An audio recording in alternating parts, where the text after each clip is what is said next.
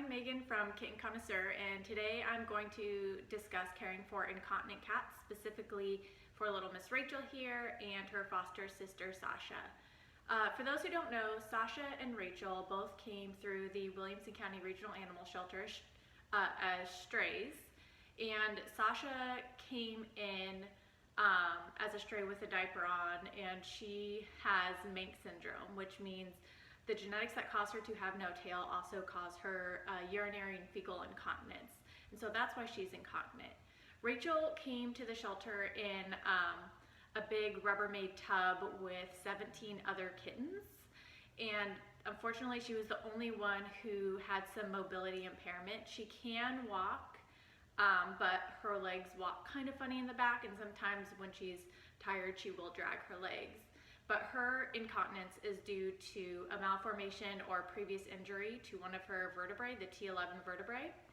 And so that's what causes her little incontinence. But despite them being incontinent, they are amazing cats, and we want to share with you about their care so that maybe you can consider adopting or helping an incontinent cat in the future. So one of the questions that we get asked every day is, what does their care look like? Because most people assume that incontinent cats need a ton of extra care, more than your average cat. And in truth, it doesn't really take that much extra time. In a typical day, we will get up, express their bladders, change their diapers, do a quick butt bath if they need it, re-diaper them, and then they go about their way, and then we change it again. So if that's like, let's say 7 o'clock in the morning, we will go through that whole process again around 4 or 5, and then do it a third time around between 10 and 12, depending on when we go to bed. And each time we do that, it generally takes under 10 minutes to do both cats. And that's like if they need butt baths or anything. It's like 10 minutes is usually the max amount of time I spend doing that. So it's really not a huge time commitment, but it is a commitment knowing that you have to get up every day and do this, and they need it 3 times a day, which can be a lot for some people, but in terms of the actual amount of time, it's actually quite small. Another question we often get asked is, how do you express a bladder? And questions about what exactly it means to be urinary and fecal incontinent. So Rachel here is both urinary and fecal incontinent, and same with Sasha, but her and Sasha have very different fecal patterns. Rachel has intermittent diarrhea or loose stool, so if we keep her undiapered, she will sometimes leak urine as well as like defecate on the floor, but she doesn't realize that she's doing it, and so we call it the walk-in poops, because she'll leave little tiny marks everywhere. So that's why it's best for her to be kept diapered as much as possible, because when she's in a diaper she rarely leaks, and she tends to let you know when she's going to the bathroom. And an easy way to know that Rachel is defecating is that her tail puffs up. So it's like, you know, when you see the Christmas tree tail, that's what she does when she's pooping, and so it makes it really obvious, and a lot of times she will come to you when she needs to potty.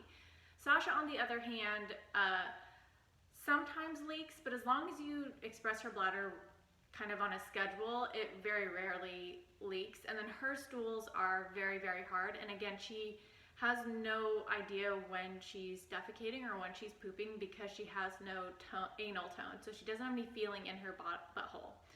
So she will just have tiny pellet poops, which is much easier to clean up. So sometimes we do let them go around undiapered, but it's generally when we're home and we can watch them and kind of know their signs to see if they need to go to the bathroom. So in terms of bathing these guys, we don't bathe them very often. We usually just only do butt baths, and that's kind of on an as-needed basis. Sometimes with Rachel, because she has looser stools, and if she sits in it overnight, and because of her mobility issues, it'll kind of smush into her fur, and so a lot of times she tends to be the one who gets butt baths more frequently than Sasha. But they're really very easy, and they're not great for them, but they're also not terrible. And so the following videos will show you exactly how we give both of them butt baths. Hi everyone, this is how to give Rachel a butt bath. It's This usually happens after she has, oh yeah, this is a very gooey poo that she's been sitting in.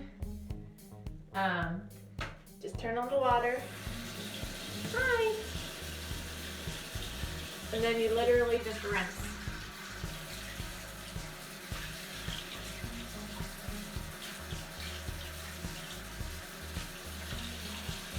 Just get a little shampoo. Oh, that didn't really, that was not effective. I know.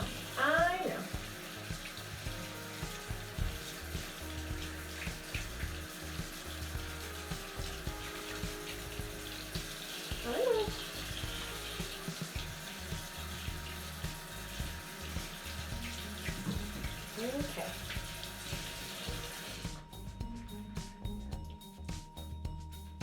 Usually we have it. Oh god, now she's pooping on my hand. Gross. Okay, finish your poop. Thank you for that.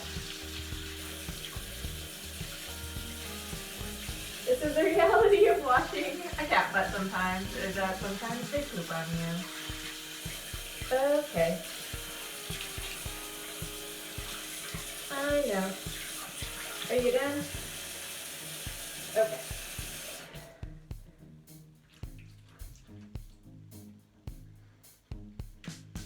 And then you're done. Look at that. You're done. Mwah. Sasha bath time. She is harder than her sister if she hates baths. I know. I know.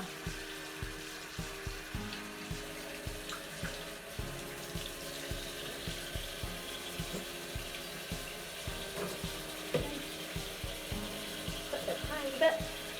Scrub that butt. And then we just rinse it.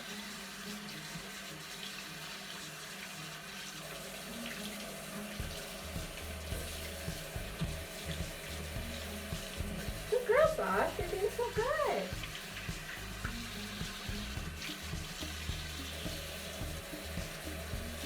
Good girl, Sashi Ma.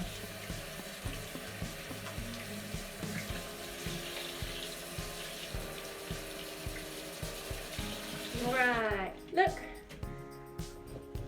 And now we have a clean Sasha. Say thank you. This is how to express and clean a Sasha cat. So first you take the diaper off.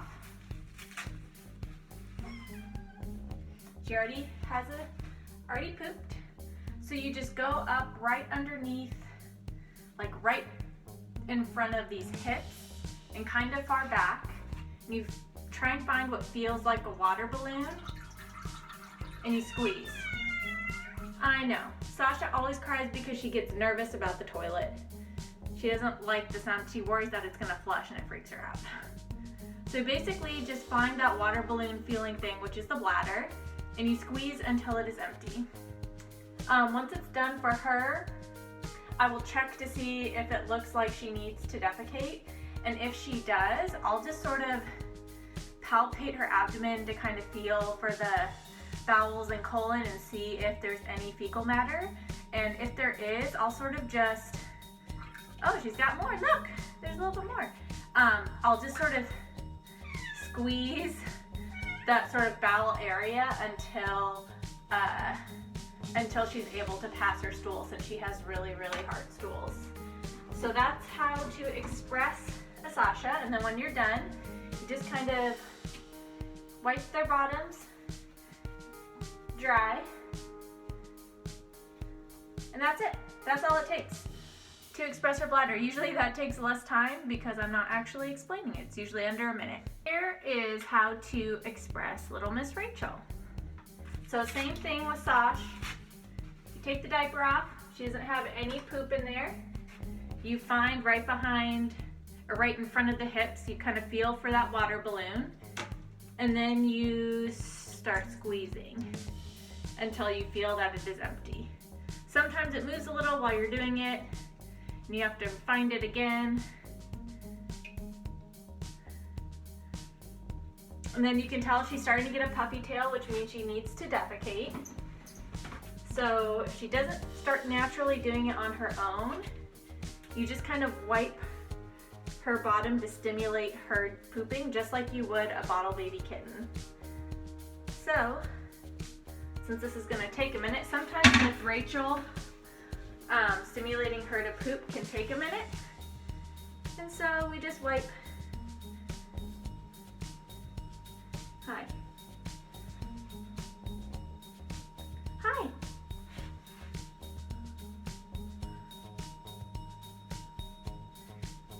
Oh, and she's pooping. So that's good. She's got some out. Usually I would not do this sitting down. I just stand up and hold her and do this. But since we're videotaping it. Okay, are you done? Was that it? You make sure you just wipe. And then put it in the potty, flush the toilet, wash your hands, and you're done. This is how to diaper and cut a hole for Rachel's diaper. So this is just her Huggy Newborn, and they go on backwards. So this part is actually in the back. And all you do is you just fold it in half this way, and just like kind of slightly above where the middle is, you just cut about a 1.5 inch hole for her tail. And then you put her on her side, whichever side you want. You thread her tail through, and then you just lift up the leg, and make sure you want to make sure it's around the whole hip. And then you flip her. Hi, Nougat. And then you just do, I don't know if you can see, you just go around and do the other side. And look. Mwah. That's a diaper. Cutting, diapering, everything, less than a minute. This is how to diaper a Sasha. She's easier to diaper because she doesn't have a tail, so you don't have to cut a tail hole. But literally, you just kind of shake it out first, so it's kind of loosened. And just grab her behind, kind of right above her hips, stick it on, grab it with each finger on either side, so it's kind of stationary.